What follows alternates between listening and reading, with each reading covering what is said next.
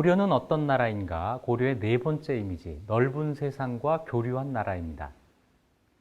유감스럽지만 우리나라는 넓은 세상과 교류하기에 불리한 자연 조건을 가지고 있습니다. 한반도의 위치가 그렇죠. 바깥으로 나가기에는 더군다나 옛날처럼 하늘길을 이용하지 못하는 상황에서는 참 불리한 위치입니다.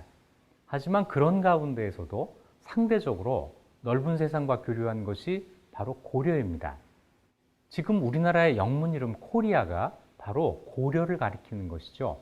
넓은 세상에 고려가 알려짐으로써 코리아라는 이름이 지어지게 되었던 것입니다. 자, 고려가 넓은 세상과 교류한 것은 1차적으로는 중국과의 활발한 무역 덕분이었습니다.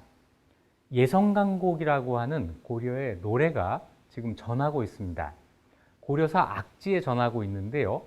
그 서문이 있습니다. 자, 이렇게 되어 있습니다.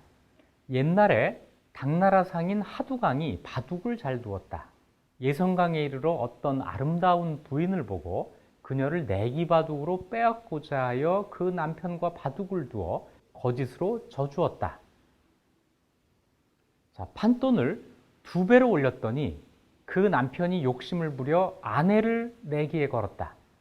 하두강이 한 판에 이기고는 그 여인을 배에 싣고 떠나버렸다. 그 남편이 뉘우치고 한탄하며 이 노래를 지었다.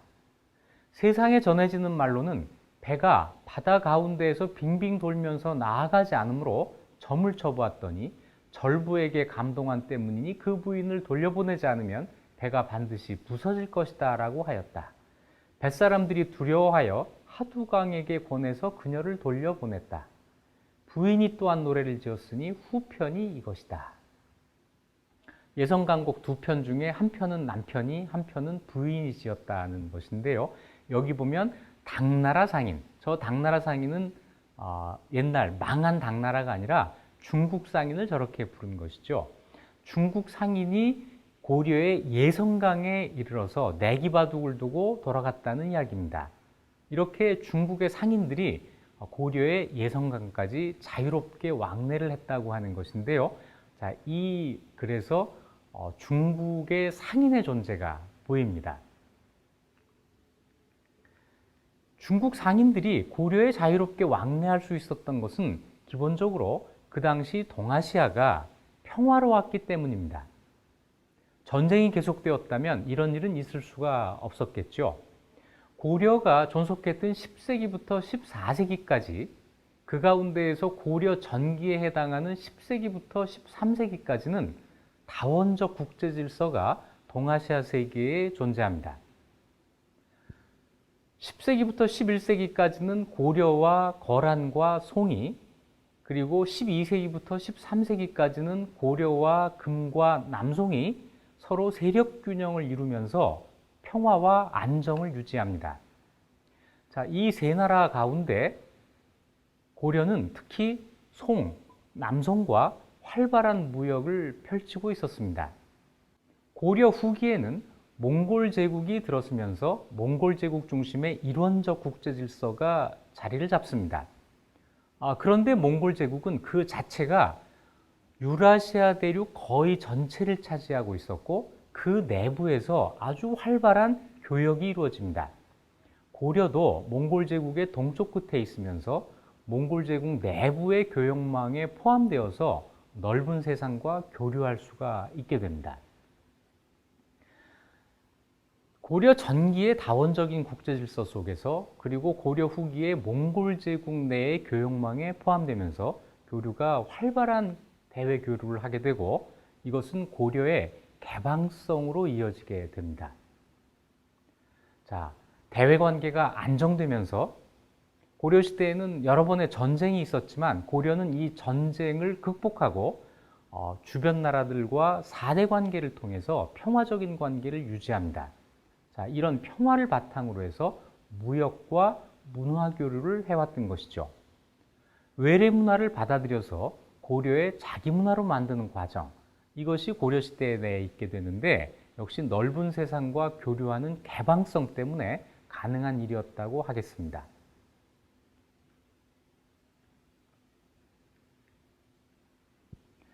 고려 전기에 고려가 가장 활발하게 교역한 나라는 중국의 송 그리고 남송입니다. 고려가 건국되었을 때 중국에서는 당이 망하고 오대라고 하는 혼란기를 거쳐서 송이 건국됩니다만 고려는 송 이전에 있었던 5대 여러 나라들과 차례로 4대 관계를 맺습니다. 5대에 이어서 송이 건국되었을 때 고려는 4대 관계를 송과 그대로 연장을 했고, 그래서 처음부터 고려와 송은 아주 우호적인 친선 관계로 시작을 하게 됩니다. 많은 상인이 왕래하고 또 공식적인 사신이 왕래하면서 주로 송의 선진 문화가 고려로 수용되어서 들어옵니다. 고려는 건국된 이후에 중앙정치 제도를 비롯한 여러 가지 제도를 새로 만들었는데 이것들은 대부분 송으로부터 들어온 고려 중국의 문화를 바탕으로 하는 것이었습니다. 가장 대표적인 예로 고려의 정치제도 삼성육부제도는 송을 통해서 받아들인 중국의 제도를 고려의 그 형편에 맞게 재구성한 것이었습니다. 자, 이 과정에서 아주 중요했던 것은 송의 서적입니다.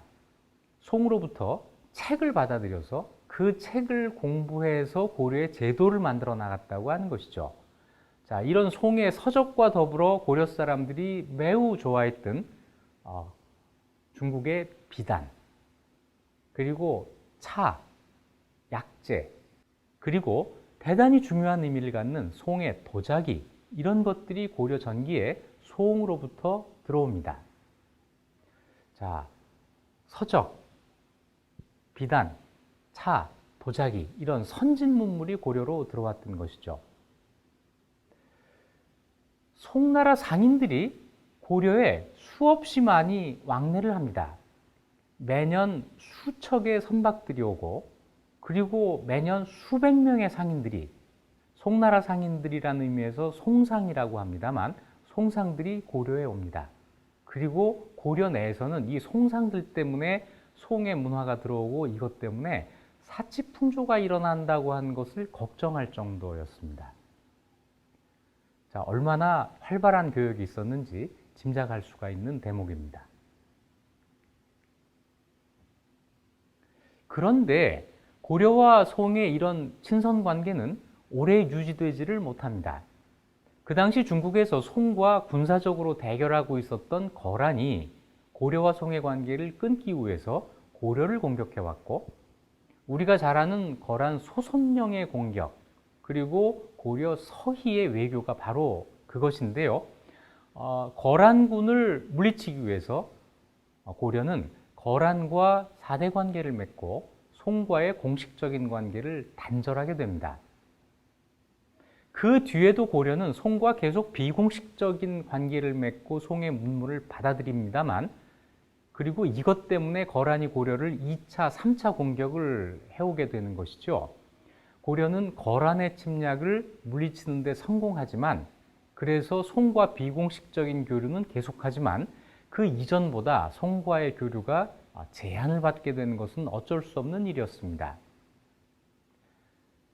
자, 그런 가운데 송과 고려와 송 사이에는 뱃길이 개척이 되는데요. 그 당시 고려와 송을 잇는 뱃길은 두 가지가 있었습니다. 그 하나는 예성강 하구의 병란도라고 하는 항구를 출발해서 곧장 서쪽으로 가는 뱃길입니다. 그러면 산동반도에 덩저우라고 하는 데에 도착하게 됩니다. 병란도에서 덩저우까지, 이것이 최단거리가 되는데 이것을 북로라고 합니다. 북쪽 길이라고 하는 뜻입니다. 그런데 뒤에 거란이 중국의 북쪽을 차지하게 되면서 이 최단거리를 사용하는 것이 위험해집니다. 그래서 고려가 새로운 길을 개척하게 되는데요. 이 새로운 길은 남로라고 불리는 길입니다. 병란도를 출발해서 한반도의 서해안을 타고 전라남도까지 내려갑니다. 자, 연해안을 타고 내려간 다음에 흑산도에서 방향을 틀어서 중국 쪽으로 가게 되는데요. 이렇게 되면 양자강 이남에 밍저우로 도착하게 됩니다. 훨씬 길이 멀어진 것이죠.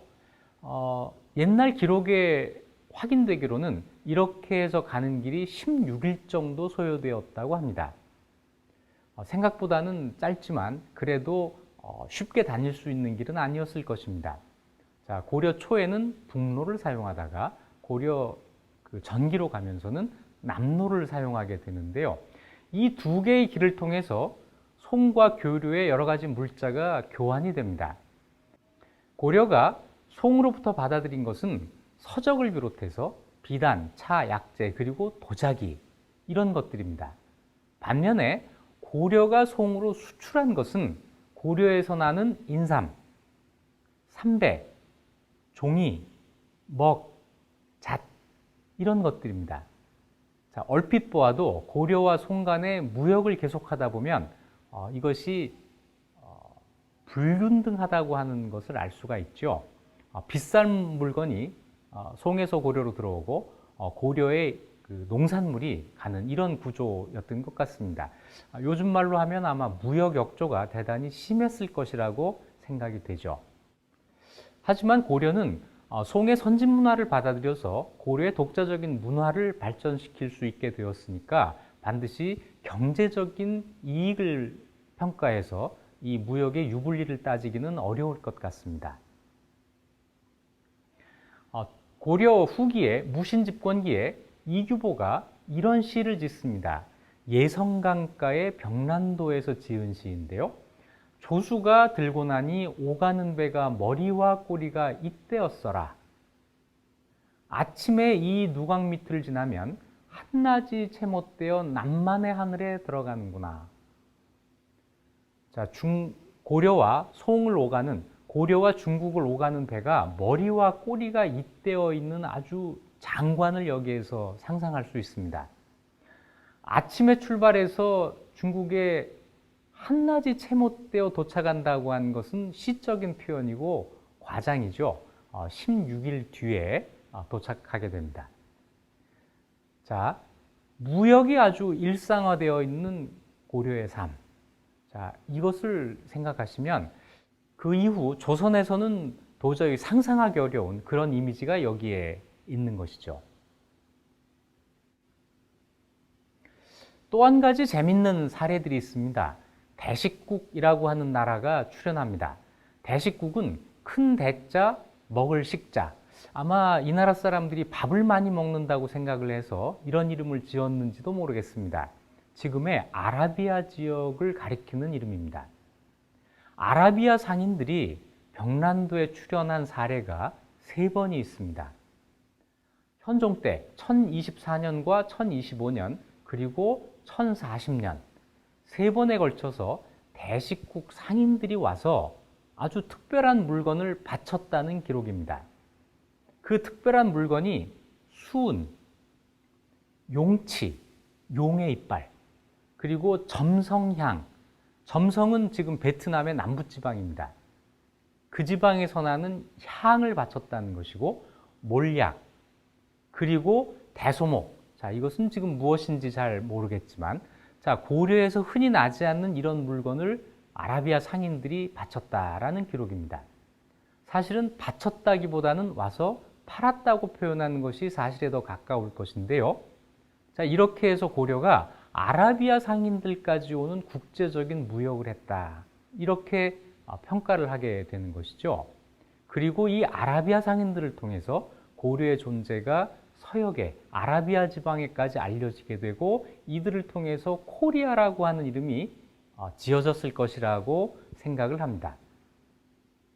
하지만 실제로는 코리아라고 하는 이름이 확인되는 것은 원나라 때 13세기에 원나라를 다녀간 서양의 선교사들이 남긴 기록에서입니다. 루브룩이라고 하는 서양의 선교사가 원나라에 다녀가는데요.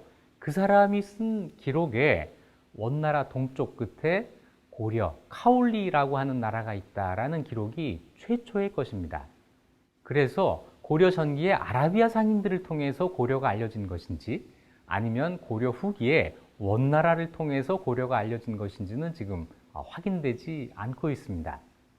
그리고 또 한 가지 생각해 볼 것이 있습니다.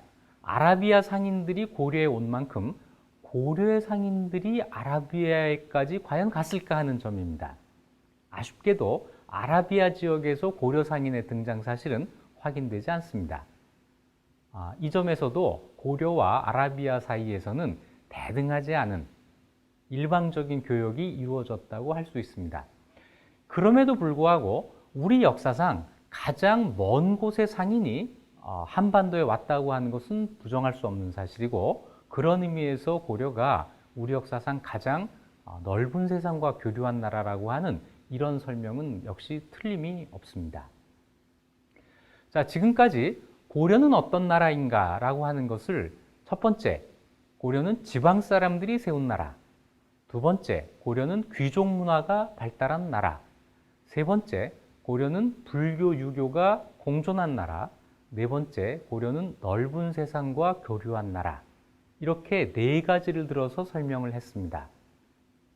다음부터는 이 고려가 지금까지 우리에게 유산으로 남기고 있는 것이 무엇이 있는지에 대해서 하나씩 설명하도록 하겠습니다.